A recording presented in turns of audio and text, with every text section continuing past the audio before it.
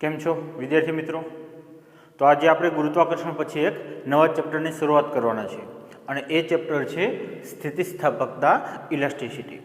ખૂબ જ નાનું અને ખૂબ જ અગત્યનું એકદમ સરળ ચેપ્ટર છે।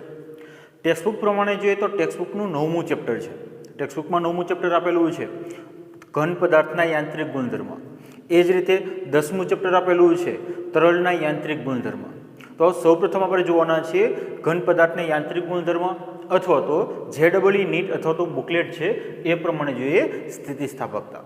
तो સૌપ્રથમ तो તમને એ ખબર હોવી જોઈએ કે દઢ પદાર્થ કોને કહેવાય, રિજિડ બોડી કોને કહેવાય।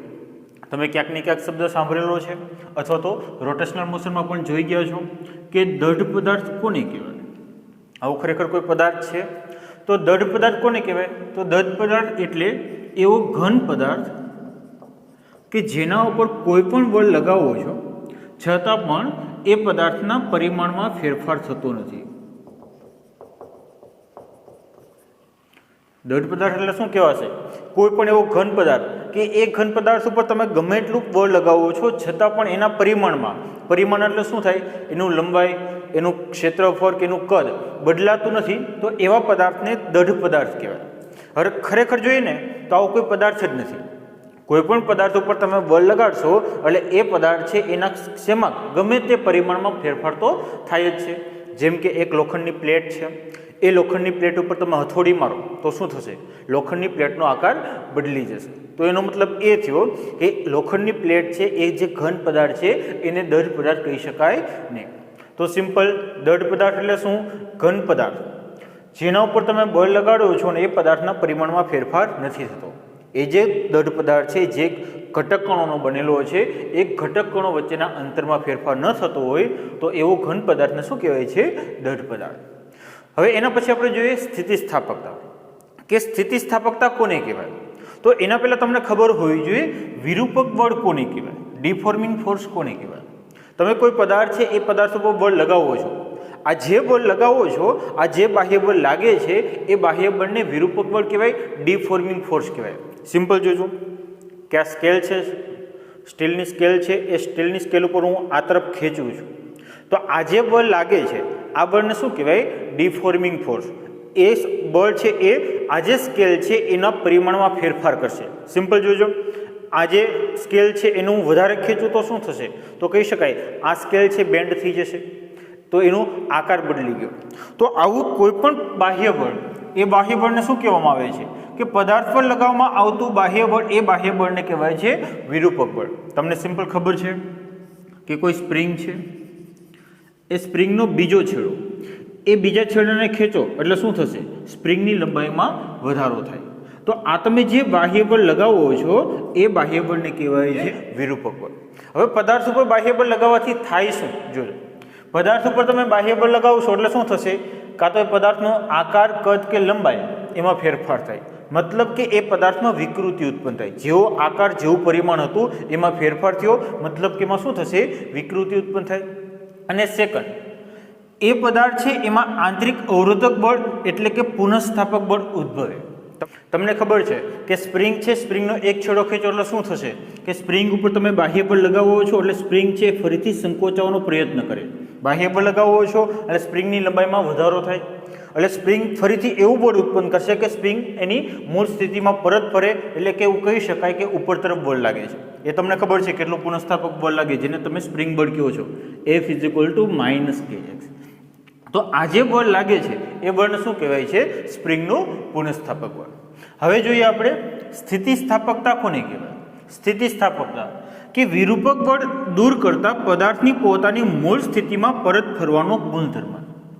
તમે આ જે બળ લગાવો છો એ બાહ્ય બળ છે, બાહ્ય બળ દૂર કરી દેશો, બાહ્ય બળ દૂર કરી દેશો એટલે શું થાય? સ્પ્રિંગ છે એ પોતાના મૂળ સ્થિતિમાં, મૂળ આકારમાં પરત ફરે છે। આ જે ગુણધર્મ છે એ ગુણધર્મને શું કહેવાય છે? એની સ્થિતિસ્થાપકતા। ફરીથી જોઈએ કે આ સ્ટીલની સ્કેલ છે, સ્ટીલની સ્કેલ ઉપર આ તરફ બળ લગાવું છું અને સ્ટીલની સ્કેલને મૂકી દઉં છું એટલે શું થશે? હતી એવી ને એવી થઈ જશે। જોજો આ ક્યાં સુધી થાય? અમુક લિમિટ સુધી તમે બળ લગાવો છો તો જ થાય કે આ જે સ્કેલ છે એના ઉપર થોડુંક બળ લગાવું છું, સ્કેલને મૂકી દઉં છું એટલે સ્કેલ છે એ પોતાની મૂળ સ્થિતિ, પોતાનો મૂળ આકાર પ્રાપ્ત કરી લે છે। જો હું વધારે બળ લગાવું તો જો વધારે બળ લગાવું તો કહી શકાય સ્કેલ છે એ બેન્ડ થઈ જાય. તો અમુક લિમિટ સુધી તમે બળ લગાવો છો તો એ પોતાની મૂળ સ્થિતિ પ્રાપ્ત કરી લે છે. આ જે ગુણધર્મ છે એ ગુણધર્મને શું કહેવાય છે? પદાર્થની સ્થિતિસ્થાપકતા. હવે પદાર્થમાં સ્થિતિસ્થાપકતા ઉદ્ભવવાનું કારણ શું? તો એના માટે સિમ્પલ જોજો.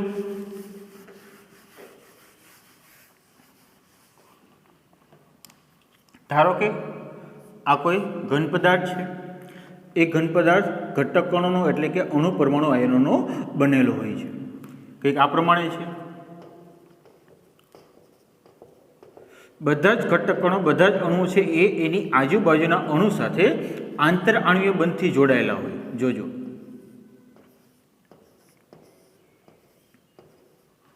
અત્યારે આપણે આ બે અણુની વાત કરીએ તો આ બે અણુ છે એની વચ્ચેનું અંતર છે r0. એની વચ્ચેનું અંતર કેટલું છે? r0. અને અત્યારે એ એની સંતુલન સ્થિતિમાં છે. અને સંતુલન સ્થિતિમાં હોય ત્યારે એની પાસે સ્થિતિ ઉર્જા કેવી હોય છે? સ્થિતિ ઉર્જા મિનિમમ હોય છે. આંતરાણ્વીય અણુ માટે ઉર્જા અને અંતરનો ગ્રાફ દોરીએ તો ઉર્જા અને અંતરનો ગ્રાફ કંઈક આ પ્રમાણે છે. જોજો,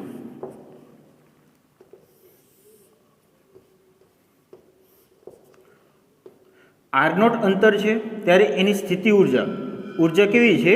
એ મિનિમમ ઉર્જા ધરાવે છે. હવે તમે આ જે પદાર્થ છે એને ખેંચો છો અથવા તો એ પદાર્થ ઉપર ધક્કો મારો છો, એના લીધે શું થશે? જો એ પદાર્થને ખેંચો છો એટલે શું થશે? આ જે અણુ છે એની વચ્ચેનું અંતર વધી જશે. જો અંતર વધશે તો શું થાય? સ્થિતિ ઉર્જામાં વધારો થાય. અને જો પદાર્થને દબાવો છો, ધક્કો મારો છો તો આ બે અણુ વચ્ચેનું અંતર ઘટે છે. તો પણ શું થાય છે? સ્થિતિ ઉર્જામાં વધારો થાય છે. તો સિમ્પલ, તમે એના ઉપર જ્યારે વિરૂપક બળ લગાડો છો ત્યારે અંતરમાં વધારો અથવા તો અંતરમાં ઘટાડો થાય છે અને એના લીધે એની સ્થિતિ ઉર્જા વધે છે. પરંતુ અણુ છે એ એની સ્થિતિ ઉર્જા મિનિમમ રહે એવી કન્ડિશનમાં રહેવાનો પ્રયત્ન કરે અને એના લીધે શું થશે? જો તમે ખેંચો છો તો અંતર શું થાય? વધે છે. તો એની વચ્ચે આકર્ષી બળ લાગશે અને પોતે ફરીથી મૂળ સ્થિતિમાં આવવાનો પ્રયત્ન કરશે. જો તમે દબાવો છો તો અંતર ઘટે છે, એ ફરીથી પોતાની મૂળ સ્થિતિમાં આવવાનો પ્રયત્ન કરે એટલે કે એક બળ ઉત્પન્ન કરે છે. આ જે બળ લાગે છે એ બળને શું કહેવાય છે? પુનઃસ્થાપક બળ કહેવાય છે. પોતાની મૂળ સ્થિતિમાં આવવા માટે જે બળ લાગે છે એને શું કહેવાય છે? એનું પુનઃસ્થાપક બળ કહેવાય છે. મતલબ કે પદાર્થ છે એ પદાર્થ પોતાની મૂળ સ્થિતિમાં, મૂળ કન્ડિશનમાં આવવાનો પ્રયત્ન કરે છે. આ જે ગુણધર્મ છે એને શું કહેવાય? સ્થિતિસ્થાપકતા. વિરૂપક બળ દૂર કરતા પદાર્થની પોતાની મૂળ સ્થિતિમાં પરત ફરવાનો ગુણધર્મ એને કહેવાય છે સ્થિતિસ્થાપકતા. સિમ્પલ, તમારે સ્પ્રિંગનું ઉદાહરણ યાદ રાખો કે સ્પ્રિંગ છે, સ્પ્રિંગને દબવી દો તો ફરીથી મૂળ સ્થિતિમાં આવવાનો પ્રયત્ન કરશે. બળ લગાવવાનું બંધ કરી દો, હતી એવડીને એવડી થઈ જશે. સ્પ્રિંગને ખેંચીને મૂકી દો તો ફરીથી હતી એવડીને એવડી થઈ જશે. અથવા તો સ્ટીલની સ્કેલ તમે થોડીક ખેંચીને મૂકી દો, હતો એવો ને એવો આકાર થઈ જાય છે. તો આ જે ગુણધર્મ છે એને શું કહેવાય છે? પદાર્થની સ્થિતિસ્થાપકતા. સેકન્ડ, કે પદાર્થના પરિમાણમાં ફેરફારનો વિરોધ કરવાનો ગુણધર્મ એને પણ શું કહેવાય છે? સ્થિતિસ્થાપકતા. પદાર્થ છે, પદાર્થના પરિમાણમાં ફેરફાર કરો અને એનો વિરોધ કરવાનો ગુણધર્મ, એક વિરુદ્ધ પ્રકારનું બળ ઉત્પન્ન થાય છે. આ જે ગુણધર્મ છે એને એની સ્થિતિસ્થાપકતા કહેવાય. ત્યાર પછી પૂછે કે રબર વધુ સ્થિતિસ્થાપક છે કે સ્ટીલ વધુ સ્થિતિસ્થાપક છે, અથવા તો સ્થિતિસ્થાપકતા કોની વધુ છે?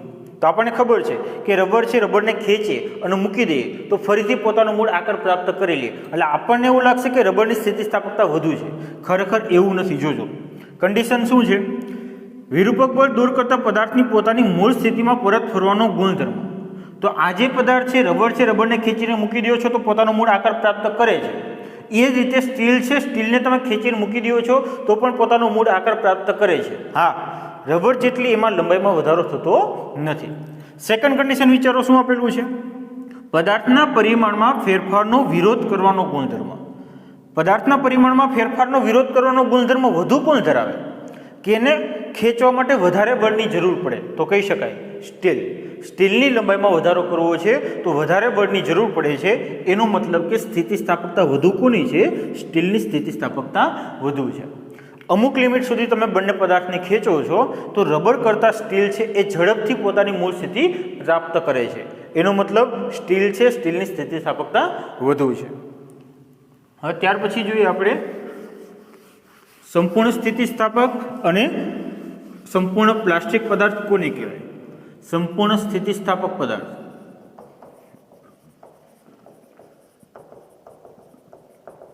અને સંપૂર્ણ પ્લાસ્ટિક પદાર્થ.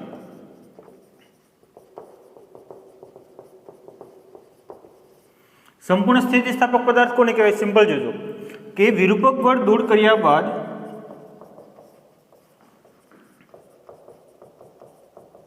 પદાર્થ પોતાની મૂળ સ્થિતિ સંપૂર્ણપણે ઝડપથી પ્રાપ્ત કરે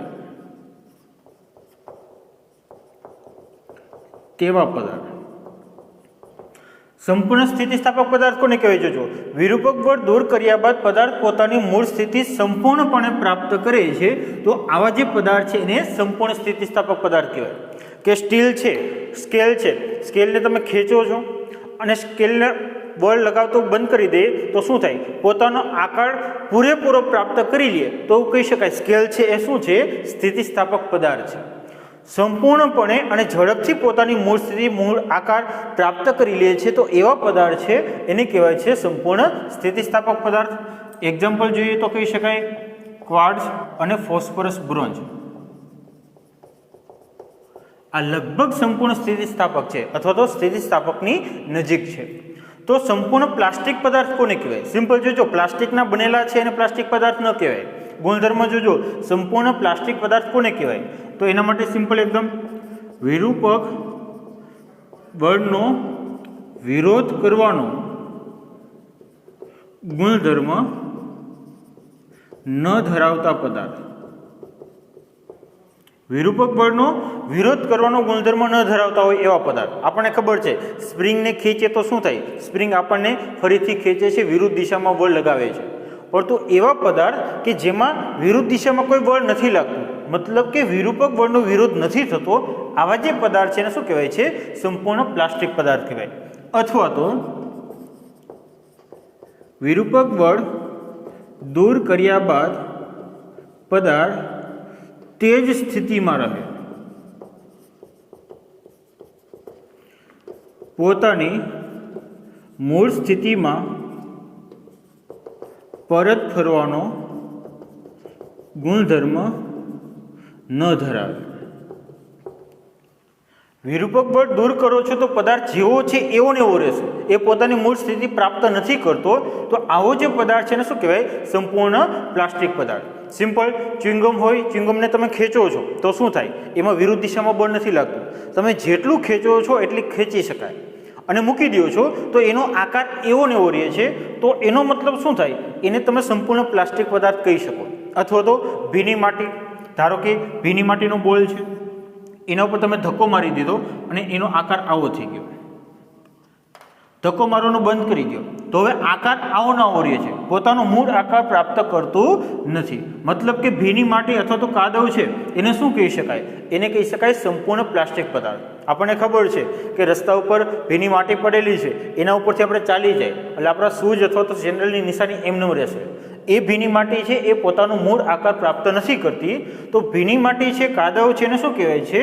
સંપૂર્ણ પ્લાસ્ટિક પદાર્થ. તો આના માટે સિમ્પલ કાદવ, પછી ભીની માટી, પેરાફિન વેક્સ,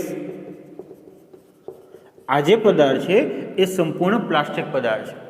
કોઈ પણ પદાર્થ સંપૂર્ણ પ્લાસ્ટિક પદાર્થ નથી કે કોઈ પણ પદાર્થ સંપૂર્ણ સ્થિતિસ્થાપક પદાર્થ નથી. એવું કહી શકાય કે થોડો ઘણો પોતાનો મૂળ આકાર પ્રાપ્ત કરે છે. સ્કેલ છે એ સ્કેલને હું બોલ લગાવીને મૂકી દઉં તો સ્કેલ આમ રહેશે, તો સંપૂર્ણ પ્લાસ્ટિક પણ ન કહી શકાય, સંપૂર્ણ સ્થિતિસ્થાપક પણ ન કહી શકાય. હજી થોડી ઘણી વિકૃતિ રહી ગઈ, હજી થોડો ઘણો આકારમાં ફેરફાર રહી ગયો. મતલબ કે બધા જ પદાર્થ છે એ અંશતઃ પ્લાસ્ટિક પદાર્થ છે. તો એકદમ સિમ્પલ છે, યાદ રાખજો સ્થિતિસ્થાપકતા કોને કહેવાય. ત્યાર પછી જોઈએ પ્રતિબળ કોને કહેવાય અને પ્રતિબળના પ્રકાર. તો સૌપ્રથમ જોઈએ પ્રતિબળ, સ્ટ્રેસ કોને કહેવાય. તો આપણને ખબર છે કે કોઈ પદાર્થ છે એ પદાર્થ ઉપર બાહ્ય બળ લગાવવામાં આવે, વિરૂપક બળ લગાવવામાં આવે એટલે શું થશે? ધારો કે આ સળીઓ છે, સળિયાના બંને છેડે બળ લગાવીએ છીએ એટલે શું થાય? તો કહી શકાય સળિયાની લંબાઈમાં વધારો થાય. સળિયાની લંબાઈમાં વધારો થશે એટલે શું થાય? સળિયાના જે ઘટક કણો છે, જે અણુ છે, એ અણુ વચ્ચેનું અંતર વધે છે અને એના લીધે શું થાય? ફરીથી અણુ છે એ પોતાની મૂળ સ્થિતિમાં આવવાનો પ્રયત્ન કરે, અથવા તો સળિયો છે એ પોતે ફરીથી પોતાની મૂળ સ્થિતિમાં આવવાનો પ્રયત્ન કરે. એના લીધે શું થશે? આ જગ્યા પર એક પુનઃસ્થાપક બળ ઉત્પન્ન થાય. શું ઉત્પન્ન થશે? પુનઃસ્થાપક બળ.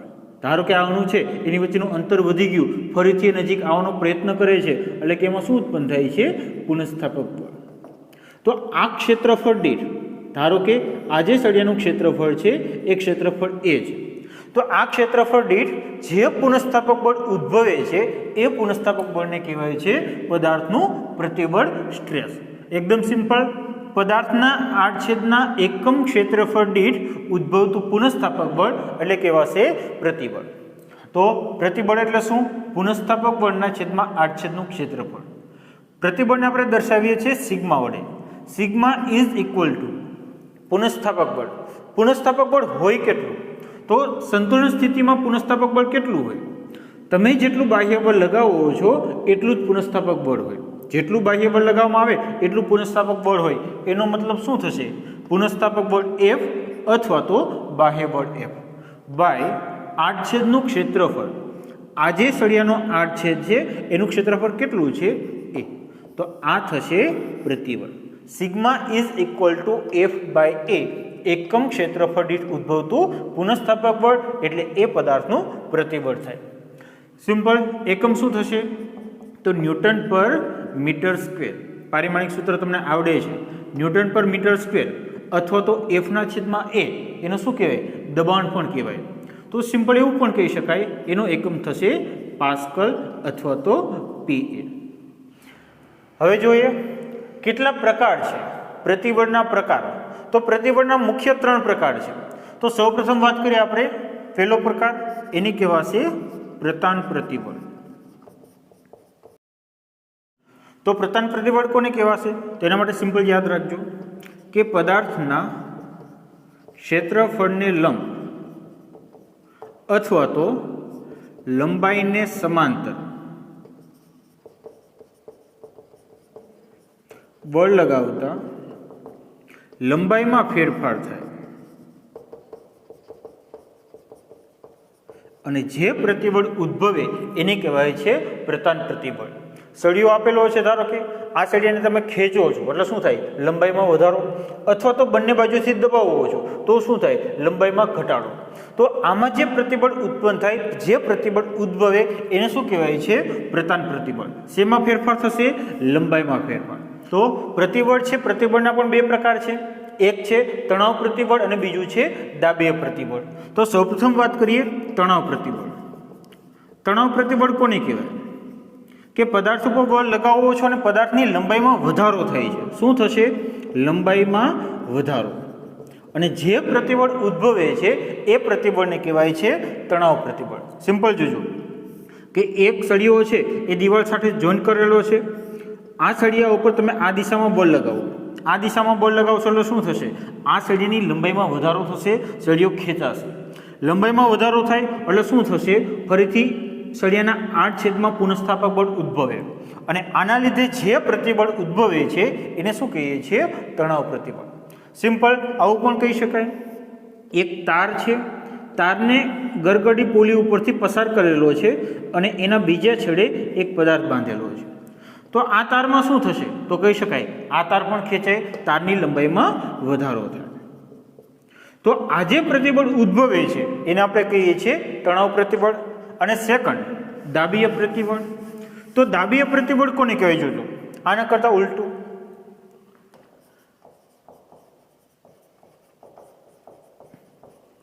આમાં શું આવે છે? તણાવ પ્રતિબળમાં લંબાઈમાં વધારો થાય છે, પદાર્થને તાણવામાં આવે, પદાર્થને ખેંચવામાં આવે. દાબીય પ્રતિબળ, હવે એક કામ કરીએ, પદાર્થને આ તરફ ખેંચવાનો નથી, શું કરવાનો છે? પદાર્થને ધક્કો મારવાનો છે. પદાર્થને ધક્કો મારશો એટલે શું થશે? પદાર્થની લંબાઈમાં ઘટાડો થાય. તો સિમ્પલ. દાબીય પ્રતિબળ ક્યારે ઉદ્ભવે? તો કહી શકાય પદાર્થ ઉપર તમે બળ લગાવો છો અને એવું બળ લગાવો છો કે જેના લીધે પદાર્થની લંબાઈમાં ઘટાડો થાય છે. અને જે પ્રતિબળ ઉદ્ભવે છે એને કહેવાય છે દાબીય પ્રતિબળ. સિમ્પલ. આ કોઈ પદાર્થ છે, આ પદાર્થ ઉપર તમે આ દિશામાં બળ લગાવો F, આના લીધે શું થાય? ધક્કો લાગશે. આ પદાર્થ છે, આ પદાર્થની લંબાઈ ઘટે અને એના લીધે ફરીથી અણુ નજીક આવી ગયા, એ અણુ દૂર જવાનો પ્રયત્ન કરે, પુનઃસ્થાપક બળ ઉદ્ભવે. તો આ એકમ ક્ષેત્રફળ દીઠ જે પુનઃસ્થાપક બળ ઉદ્ભવે એને શું કહેવાય છે? દાબીય પ્રતિબળ. તો એકદમ સિમ્પલ છે. પ્રતાન પ્રતિબળના બે પ્રકાર, એક તણાવ પ્રતિબળ અને એક દાબીય પ્રતિબળ. પ્રતાન પ્રતિબળમાં ફેરફાર શેમાં થાય? લંબાઈમાં ફેરફાર.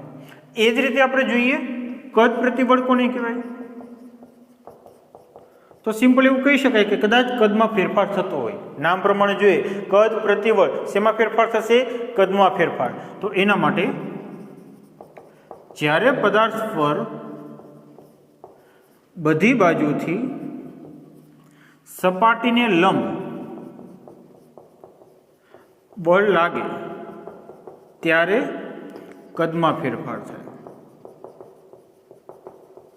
અને જે પ્રતિબળ ઉદ્ભવે છે એ પ્રતિબળને કહેવાય છે કદ પ્રતિબળ.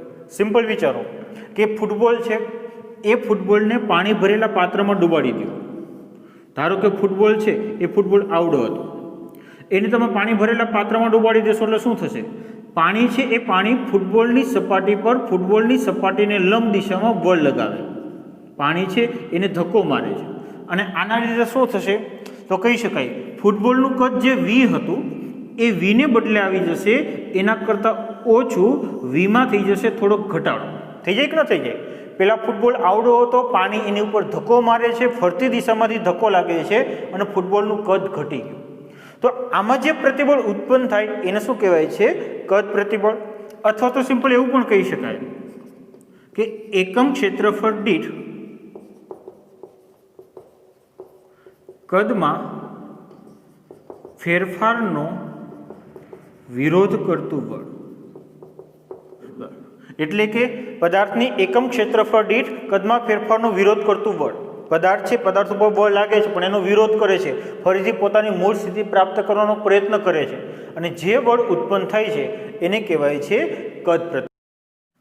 ત્યાર પછી જોઈએ આકાર પ્રતિબળ. કે આકાર પ્રતિબળ કોને કહેવાય? સિમ્પલ, આકારમાં ફેરફાર થતો અને જે પ્રતિબળ ઉદ્ભવે છે એને શું કહેવાય? આકાર પ્રતિબળ. અથવા તો સિમ્પલ એવું કહી શકાય કે પદાર્થની સપાટી પર સ્પર્શકની દિશામાં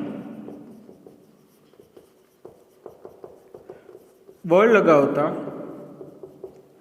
પદાર્થના આકારમાં ફેરફાર થાય અને જે પ્રતિબળ ઉદ્ભવે છે એને શું કહેવાય છે? આકાર પ્રતિબળ. કઈ દિશામાં બળ લગાવવાનું છે? સ્પર્શકની દિશામાં. જે સપાટી છે, જે ક્ષેત્રફળ છે એના ઉપર સ્પર્શકની દિશામાં બળ લગાવો છો અને એટલે શું થશે? પદાર્થનો આકાર બદલાઈ જાય. તો એના માટે જોજો, ધારો કે આવો કોઈ પદાર્થ છે, અહીંયા દોરું છું, આવો કોઈ પદાર્થ છે, એક સમઘન ટુકડો છે. આ પદાર્થની નીચેની સપાટી છે એ ફિક્સ છે, જોઈન્ટ કરેલી છે, નીચેની સપાટી ખસી શકતી નથી. હવે આ જે પદાર્થ છે એના ઉપર તમે ઉપર તરફ બળ લગાવો, અહીં આ સપાટી પર બળ લગાવો, પણ એ બળ આ દિશામાં લગાવો એટલે શું થશે? સ્પર્શકની દિશામાં બળ લાગે છે.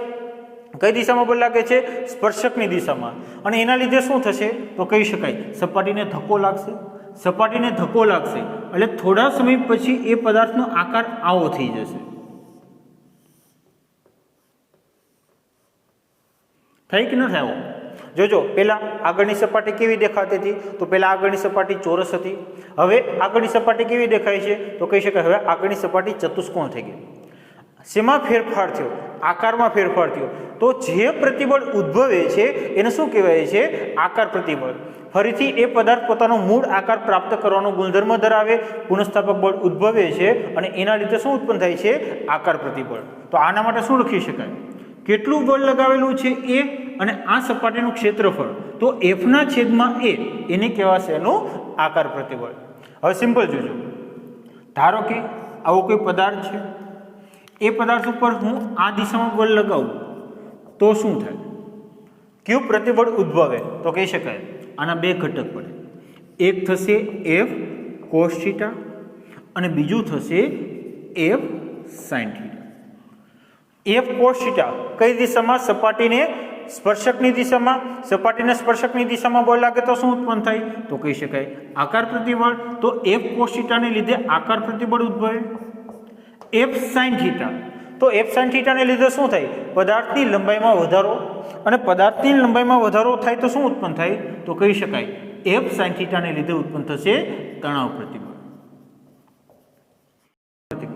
તો જોજો, આ તરફ બળ લગાવો છો તો બંને પ્રતિબળ ઉત્પન્ન થાય, આકાર પ્રતિબળ અને તણાવ પ્રતિબળ. હવે જોજો એમસીક્યુ માટે પ્રતાન પ્રતિબળ શેમાં ઉદ્ભવે? તો કહી શકાય ફક્ત ઘન પદાર્થમાં. થાય કે ના થાય? કારણ કે ઘન પદાર્થની લંબાઈમાં જ વધારો ઘટાડો થાય. પ્રતાન પ્રતિબળ ફક્ત ઘન પદાર્થમાં હશે. કદ પ્રતિબળ શેમાં હોય? તો કહી શકાય ઘન, પ્રવાહી, વાયુ. 3 પદાર્થમાં કદ પ્રતિબળ ઉદ્ભવે. 3ના કદમાં ફેરફાર થાય. આકાર પ્રતિબળ શેમાં ઉદ્ભવે? તો કહી શકાય આકાર પ્રતિબળ પણ ફક્ત ઘન પદાર્થમાં, કારણ કે ઘન પદાર્થ હોય એને ચોક્કસ આકાર હોય. તો આ 3 પ્રતિબળ છે. એકદમ સિમ્પલ છે, યાદ શું રાખવાનું છે? પ્રતિબળ એટલે એકમ ક્ષેત્રફળ દીઠ ઉદ્ભવતો પુનઃસ્થાપક બળ. તો પ્રતિબળ પછી જોઈએ વિકૃતિ કોને કહેવાય? પ્રતિબળ અને વિકૃતિમાં શું ફેરફાર છે? તો સૌપ્રથમ તો આપણને ખબર છે કે કોઈ પદાર્થ છે, પદાર્થ ઉપર તમે બળ લગાવો છો, વિરૂપક બળ લગાવો છો, તો શું થશે? તો એવું કહી શકાય એ પદાર્થના પરિમાણમાં ફેરફાર થાય. પરિમાણમાં ફેરફાર થાય મતલબ શું થાય? એની લંબાઈમાં, એના કદમાં અને એના આકારમાં ફેરફાર થાય. તો એના માટે સિમ્પલ જોજો કે જ્યારે પદાર્થ ઉપર બળ લગાવવામાં આવે ત્યારે શું થાય છે? એ પદાર્થના પરિમાણમાં ફેરફાર થાય છે. તો વિકૃતિ એટલે પરિમાણમાં ફેરફાર ના છેદમાં મૂળ પરિમાણ. તો પરિમાણમાં કેટલો ફેરફાર થાય છે એ, અને મૂળ પરિમાણ કેટલું છે, આનો જે ગુણોત્તર છે એને શું કહેવાય છે? વિકૃતિ. પ્રતિબળમાં તમે જોઈ ગયા છો, પ્રતિબળ એટલે શું લખાય? Sigma is equal two F/A. વિકૃતિની સંજ્ઞા છે એપ્સિલોન. હવે જોજો વિકૃતિના પણ 3 પ્રકાર છે.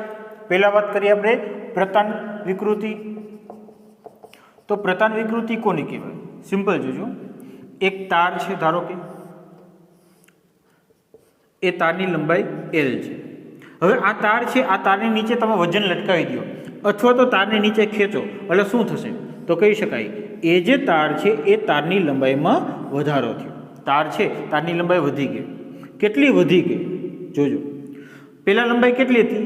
L. લંબાઈ L હતી, એમાં ડેલ્ટા L લંબાઈનો વધારો થયો. તો આનો મતલબ શું થયો? કે જ્યારે પદાર્થ ઉપર બળ લગાવો છો ત્યારે તેનું પરિમાણ બદલાઈ ગયું. આમાં શું બદલે છે? એની લંબાઈ ફેરફાર થયો. તો લંબાઈમાં કેટલો ફેરફાર થયો? તો કહી શકાય લંબાઈમાં ફેરફાર થયો ડેલ્ટા L. એની મૂળ લંબાઈ હતી કેટલી? તો મૂળ લંબાઈ હતી L. તો આનો જે ગુણોત્તર છે એને શું કહેવાય છે? એને કહેવાય છે પ્રતાન વિકૃતિ. જોજો, પ્રતાન વિકૃતિ epsilon L is equal two લંબાઈમાં ફેરફાર ના છેદમાં મૂળ લંબાઈ. લંબાઈમાં ફેરફાર એટલે કે ડેલ્ટા L ના છેદમાં મૂળ લંબાઈ એટલે કે L. તો આ છે એને શું કહેવાશે? પ્રતાન વિકૃતિ. ફેરફાર શેમાં થાય? લંબાઈમાં ફેરફાર. હવે જો વિકૃતિનો એકમ શું આવે? તો આના ઉપરથી કહી શકાય લંબાઈમાં ફેરફાર એ મીટરમાં હોય, લંબાઈ એ પણ મીટરમાં છે, મતલબ કે વિકૃતિને કોઈ એકમ હોય નહીં. તો આના ઉપરથી કહી શકાય વિકૃતિ એકમ રહિત છે. પારિમાણિક સૂત્ર તો કહી શકાય પારિમાણિક સૂત્ર પણ ન હોય, M0 L0 T0. આવી જ રીતે બીજી વિકૃતિ છે, એને કહેવાય કદ વિકૃતિ. શેમાં ફેરફાર થશે? તો કહી શકાય કદમાં ફેરફાર થાય. પદાર્થ છે, પદાર્થ ઉપર ફરતી બાજુથી બળ લગાવો એટલે શું થાય? પદાર્થનું કદ ઘટી જાય, મતલબ કે કદમાં ફેરફાર થયો. આની અગાઉ જોઈ ગયા હતા એ જ કે આવડો ફૂટબોલ છે, ફૂટબોલનું કદ V છે. હવે એ પાત્રમાં પાણી ભરી દો. પાત્રમાં પાણી ભરી દેશો એટલે શું થશે? પાણી છે એ ફૂટબોલની દિવાલ ઉપર દિવાલને લંબ દિશામાં બળ લગાવે છે, અને આના લીધે શું થશે? ફૂટબોલ છે સંકોચાઈ જાય. ફૂટબોલ સંકોચાઈ જશે. ફૂટબોલનું કદ થઈ ગયું આટલું. V હતું એમાં ડેલ્ટા V જેટલું ઘટી ગયું. તો કદમાં ફેરફાર કેટલો થયો? પહેલા કદ કેટલું હતું? V. છેલ્લે કદ કેટલું થઈ ગયું? V minus delta V. અથવા તો એવું કહી શકાય કે ડેલ્ટા V જેટલો એનો ફેરફાર થયો. તો ફરીથી કયા પરિમાણમાં? કદમાં ફેરફાર થયો. તો આના માટે જે વિકૃતિ આવે એ વિકૃતિને શું કહેવાય? કદ વિકૃતિ. એને લખું છું એપ્સિલોન V, વોલ્યુમ સ્ટ્રેન. પરિમાણમાં ફેરફાર મતલબ કે કદમાં ફેરફાર ડેલ્ટા V ના છેદમાં મૂળ કદ. મૂળ કદ કેટલું હતું? V. તો ડેલ્ટા V ના છેદમાં V એને શું કહેવાશે? કદ વિકૃતિ. એવી જ રીતે આવશે આકાર વિકૃતિ. આકાર વિકૃતિ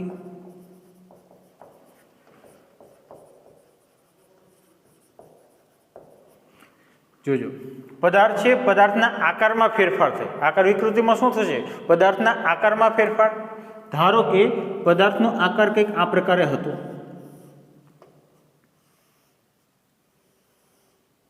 નીચેની સપાટી છે એ ફિક્સ છે. સ્પર્શકની દિશામાં તમે બળ લગાવો છો, આ દિશામાં બળ લાગે છે F જેટલું, એટલે શું થશે? ઉપરની સપાટી છે એ નીચેની સપાટીની સાપેક્ષ ખસી જાય. થાય કે ન થાય? પહેલા સપાટી અહીંયા હતી, હવે તમે ઉપરની સપાટીને ખેંચો છો, મતલબ કે ઉપરની સપાટી થોડીક આગળ જતી રહેશે. તો હવે એનો આકાર કેવો થશે? તો આના માટે કહી શકાય એનો આકાર થઈ જશે કંઈક આવો.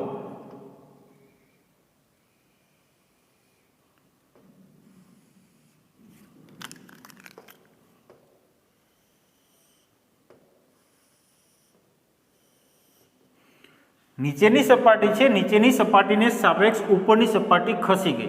કેટલી ખસી ગઈ જોજો. પહેલા ઉપરની સપાટી અહીંયા હતી, હવે ક્યાં છે?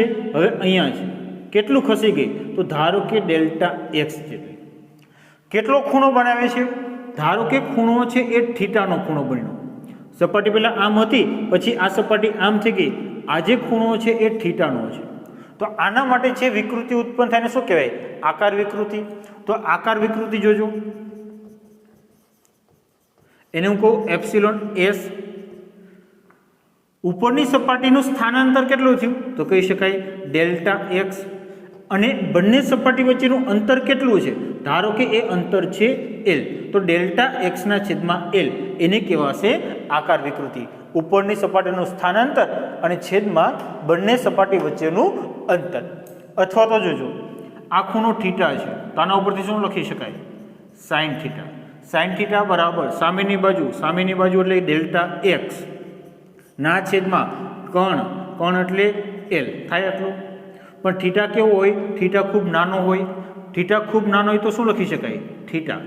Theta is equal to delta એક્સના છેદમાં એલ. સાઇન થીટાને બદલે શું લખાય? સાઇન થીટાને બદલે લખાય થીટા. અથવા તો થીટાને બદલે શું લખી શકાય? થીટાને બદલે લખી શકાય tan theta is equal to delta x by L. તો સિમ્પલ આકાર વિકૃતિ છે, આકાર વિકૃતિ શોધવી છે તો એના માટે શું કરી શકાય? ટેન થીટા શોધી લો. અથવા તો epsilon S is equal to delta x by L is equal to theta. આ થશે આકાર વિકૃતિ. જેમાં ફેરફાર થાય એ વિકૃતિ આવશે. લંબાઈમાં ફેરફાર પ્રતાન વિકૃતિ, કદમાં ફેરફાર કદ વિકૃતિ, આકારમાં ફેરફાર આકાર વિકૃતિ. આ બંને માટે તમને ડાયરેક્ટ ખબર જ છે કેટલો ફેરફાર થયો અને પહેલાં હતું કેટલું. આના માટે એક અલગ આવે છે સ્થાનાંતર કેટલું થયું અને વચ્ચેનું અંતર કેટલું છે એ. તો વિકૃતિ અને પ્રતિબળ એમાં ફરક શું છે? વિકૃતિ એટલે પરિમાણમાં ફેરફારના છેદમાં મૂળ પરિમાણ. આના માટે વાત કરું તો ડેલ્ટા એલના છેદમાં એલ. અને પ્રતિબળ એટલે શું છે? કેટલું બળ લાગુ પડે છે અથવા તો કેટલું પુનઃસ્થાપક બળ ઉદ્ભવે છે એ બળના છેદમાં એનું ક્ષેત્રફળ અથવા તો આડછેદનું ક્ષેત્રફળ. તો આ છે એ વિકૃતિ છે અને આ છે એ પ્રતિબળ છે. હવે જોજો, પદાર્થ તમને કંઈ આ પ્રમાણે આપેલો છે અને તમે પૂછેલું છે આકાર વિકૃતિ શોધો. પદાર્થ આપેલો છે તમને નળાકાર પ્રકારનો, કે કોઈ નળાકાર છે, ઉપરનો છેડો ફિક્સ છે, નીચેના છેડાને તમે આમ ટ્વિસ્ટ કરો છો, નીચેના છેડાને આંટી ચડાવો છો. તો હવે આકાર વિકૃતિ કેટલી ઉત્પન્ન થાય છે એ નક્કી કરવાનું છે. તો એના માટે એકદમ સિમ્પલ છે. જોજો, આ કોઈ દઢ આધાર છે, અહીંયા નળાકારનો એક છેડો છે, જોઈન કરેલો છે. આ નળાકાર છે, નળાકારની લંબાઈ છે એલ છે, નળાકાર છે એની ત્રિજ્યા આર છે. હવે જોજો, ઉપરનો છેડો તો ફિક્સ છે, નીચેનો છેડો છે, નીચેના છેડાને ફેરવવાનો છે, ટ્વિસ્ટ કરવાનો છે. એટલે શું થશે તેના માટે સિમ્પલ જોજો. ધારો કે આ નળાકાર છે, ઉપરનો છેડો છે એ ફિક્સ છે, ઉપરના છેડાનું કોઈ સ્થાનાંતર નથી થતું.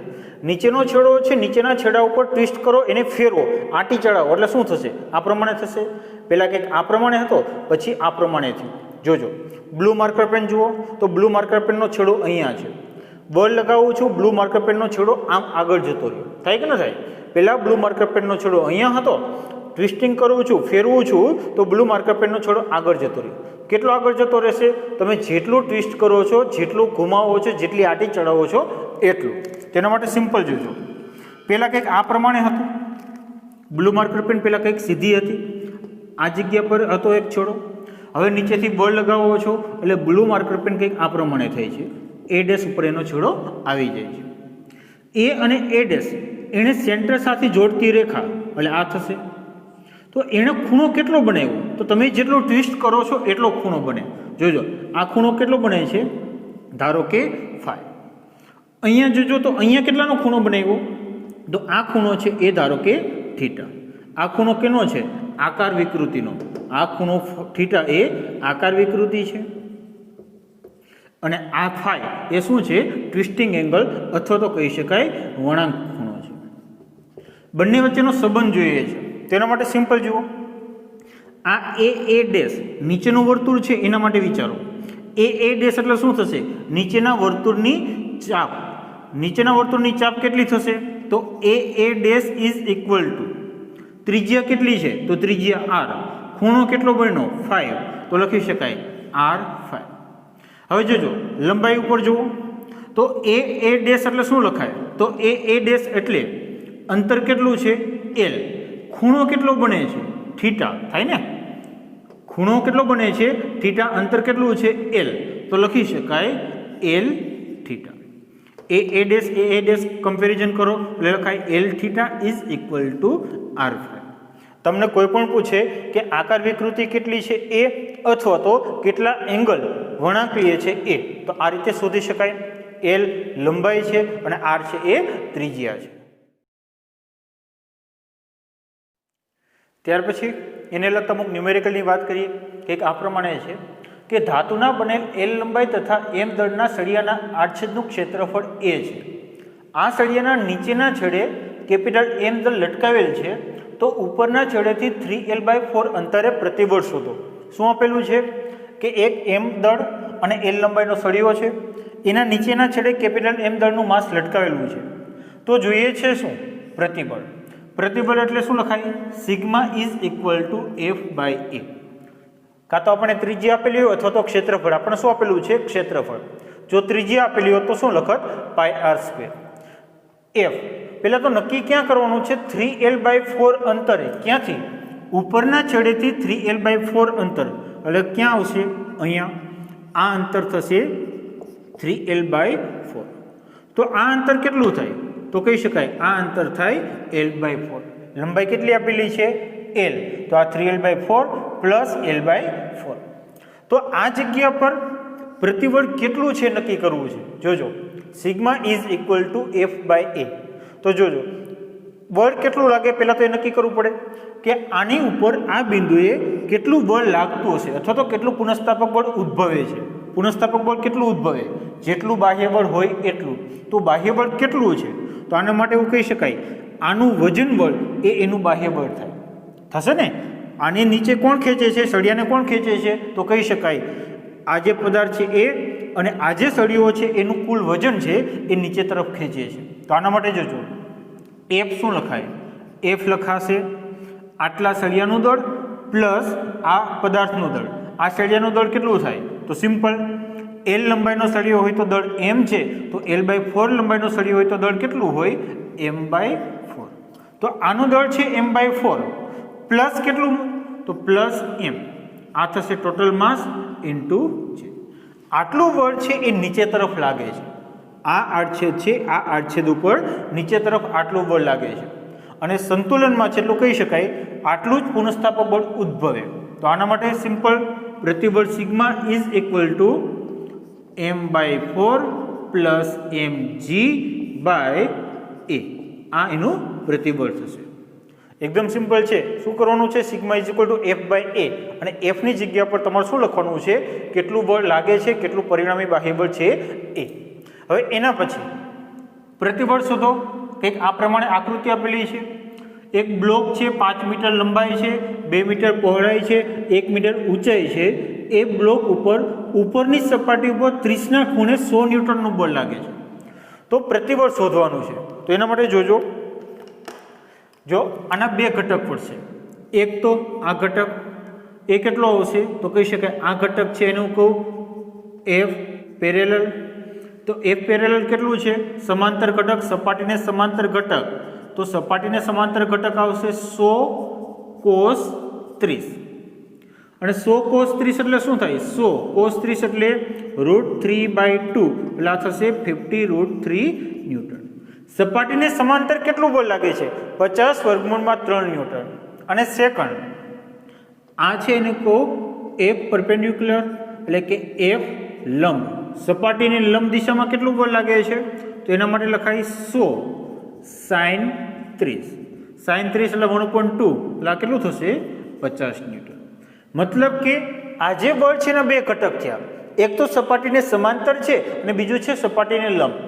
જો સપાટીને સમાંતર હોય તો આના લીધે સ્પર્શીય પ્રતિબળ ઉદ્ભવે. કયું બળ ઉદ્ભવશે? સ્પર્શીય પ્રતિબળ. અને આના લીધે તો કહી શકાય આના લીધે પ્રતાન પ્રતિબળ ઉદ્ભવે અથવા તો તણાવ પ્રતિબળ. જો સ્પર્શીય પ્રતિબળ અથવા તો કહી શકાય આકાર પ્રતિબળ. આકાર પ્રતિબળ કેટલું હશે? તો આકાર પ્રતિબળ હશે F/a જેટલું. F કઈ દિશામાં લાગતું હોવું જોઈએ બળ? સ્પર્શકની દિશામાં, મતલબ કે F પેરેલલ બાય a. કેટલું બળ લાગે છે? તો સ્પર્શકની દિશામાં, સપાટીને સ્પર્શકની દિશામાં બળ લાગે છે 50√3 ન્યૂટન. અને એ સપાટીનું ક્ષેત્રફળ કેટલું છે? જોજો આ ક્ષેત્રફળ કેટલું છે? તો લંબાઈ 5, પહોળાઈ 2 એટલે ક્ષેત્રફળ થશે 10. તો આ પ્રતિબળ કેટલું થશે? તો કહી શકાય 5√3 ન્યૂટન પર મીટર સ્ક્વેર. આકાર પ્રતિબળ કેટલું હશે? 5√3 ન્યૂટન પર મીટર સ્ક્વેર. એ જ રીતે પ્રતાન પ્રતિબળ તો એ કહી શકાય sigma is equal to F perpendicular by A. ક્ષેત્રફળની લંબ દિશામાં કેટલું બળ લાગે છે? 50. તો 50ના છેદમાં એ સપાટીનું ક્ષેત્રફળ, એક ક્ષેત્રફળ કેટલું થશે? તો કહી શકાય 10. તો આ આવશે 5 ન્યૂટન પર મીટર સ્ક્વેર. તો આને લીધે બંને પ્રતિબળ ઉદ્ભવે છે. એક છે આકાર પ્રતિબળ અને બીજું છે પ્રતાન પ્રતિબળ.